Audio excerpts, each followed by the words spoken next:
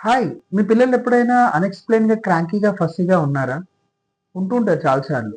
So, ప్రతిసారి వాళ్ళేమైనా హంగ్రీగా ఉన్నారా? అందుకే ఇలా ఉన్నారా? కాదు. సరైన స్లీప్ లేకపోవడం వల్ల కూడా పిల్లలు ఇరిటబుల్‌గా, ఫస్సీగా ఉంటారు. సో, స్లీప్ డిప్రివేషన్‌కి ఉన్న కామన్ సైన్స్ ఏంటి?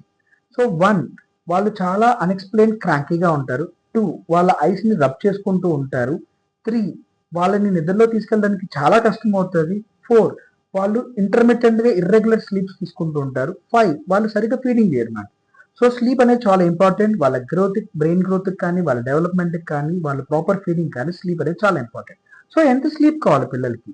యూజువల్‌గా 3 మంత్స్ వరకు వాళ్ళకి అట్‌లీస్ట్ ఒక 15-17 అవర్స్ స్లీప్ కావాలి. సో, 3 మంత్స్ టు 1 ఇయర్ వరకు యూజువల్‌గా వాళ్ళకి అట్‌లీస్ట్ 12-15 అవర్స్ స్లీప్ కావాలి. ఇన్ ద టాడ్లర్స్ ఏజ్‌లో వాళ్ళకి అట్‌లీస్ట్ ఒక 11-12 అవర్స్ స్లీప్ కావాలి. సో, మనం స్లీప్‌ని ఇలా ప్లాన్ చేసుకొని వాళ్ళకి డిస్టర్బ్ అవ్వకోకుండా ఒక ప్రాపర్ స్లీప్ ప్రొవైడ్ చేయగలిగితే వాళ్ళు చాలా హ్యాపీగా గ్రో అవుతారు. Thank you.